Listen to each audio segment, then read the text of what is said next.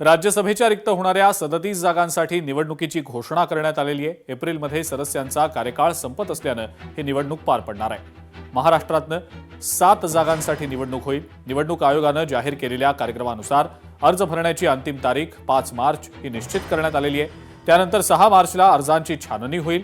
उमेदवारांना माघार घेण्यासाठी 9 मार्चपर्यंत मुदत देण्यात आलेली आहे। शरद पवार, रामदास आठवले, भागवत कराड, प्रियंका चतुर्वेदींसह 7 खासदारांची राज्यसभेची टर्म ही संपलेली आहे। आता राज्यसभेवर कुणाची वर्णी लागणार याकडे सर्वांचंच लक्ष लागलंय। कोणकोणते हे 7 खासदार आहेत आपण पाहूया ज्यांची खासदारकीची टर्म संपतीये। शरद पवार, रामदास आठवले, फौजिया खान, रजनी पाटील,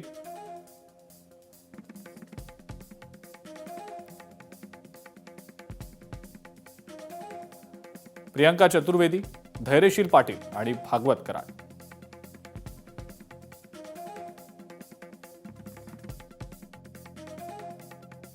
आम्ही महायुती म्हणून बसू पहिले, महायुती चर्चा करेल आणि त्यातून मग योग्य निर्णय आम्ही करू। आम्ही महायुती म्हणून बसू पहिले, महायुती चर्चा करेल आणि त्यातून मग योग्य निर्णय आम्ही करू। पश्चिम बंगाल, आसाम, तामिळनाडू आणि केरळ या 4 राज्यांमध्ये आणि पॉंडिचेरी या केंद्रशासित प्रदेशातल्या विधानसभा निवडणुका एप्रिल महिन्यात पार पडण्याची शक्यता आहे। मार्चमध्ये निवडणूक कार्यक्रम जाहीर होणार असल्याचं बोललं जात आहे। निवडणूक आयोगाकडनं संबंधित राज्यांचा आढावा घेणं सुरू असून मतदानाच्या तयारीच्या अनुषंगानं सुद्धा आढावा घेतला जातोय। आयोगाचं पथक सध्या आसाममध्ये असल्याची माहिती मिळते आहे।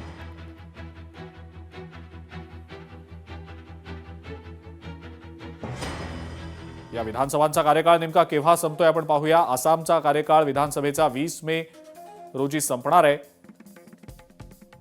केरळचा 23 मे रोजी कार्यकाळ संपतोय। तामिळनाडूचा 10 मे रोजी विधानसभेचा कार्यकाळ संपतोय। पश्चिम बंगालमध्ये 7 मे रोजी कार्यकाळ विधानसभेचा संपणार आहे, तर पुदुचेरीमध्ये 15 जूनला विधानसभेचा कार्यकाळ संपणार आहे।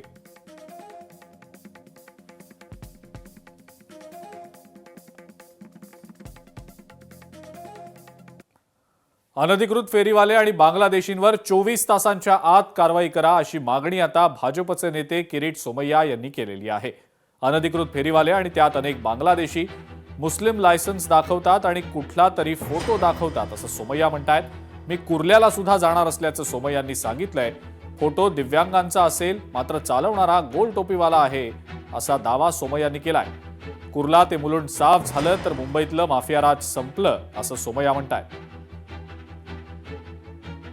सगळ्यात पहिले तो अधिकारी आहे महापालिकेला, मी कमिशनरला सांगणार याला सस्पेंड करा। तो अधिकारी दुसरे 5 महापालिकाचे अधिकारी उपस्थित होते, त्यांच्या समोर बोलतो साहेब लायसन्स आहे। तर मी त्यांना सांगितलं तू भाऊ तुम्ही वाचा, त्यात नावच नाही, फोटो बघता येत नाही। मग जो ज्याला जागा दिली होती एवढी आणि त्यांनी जागा एवढी काबीज केली होती त्याला विचारलं तो बोलेले ये मेरे भाई का है, म्हणा ओरिजिनल लायसन्स घ्या, तो बोले घर पे। म्हणजे टोटल बेकायदेशीर। आता पहिल्या टप्प्यात मी कुर्ला ते मुलुंड हा भाग साफ केला, आता दुसरा फेज सुरू झालेला आहे। आता कुर्ला ते सीएसटी या भागात वेगवेगळ्या ठिकाणी मी जाणार आहे। पुढच्या आठवड्यात मी भुलेश्वर मध्ये जाणार आहे। भुलेश्वर सगळे हिंदू देवी देवतात आणि तिथे सगळ्या बांगलादेशी आहेत। आता हळूहळू सगळा परिसर टप्प्याटप्प्याने मुक्त करणार। लोकशाही मराठी ऐका, पहा, जागरूक रहा।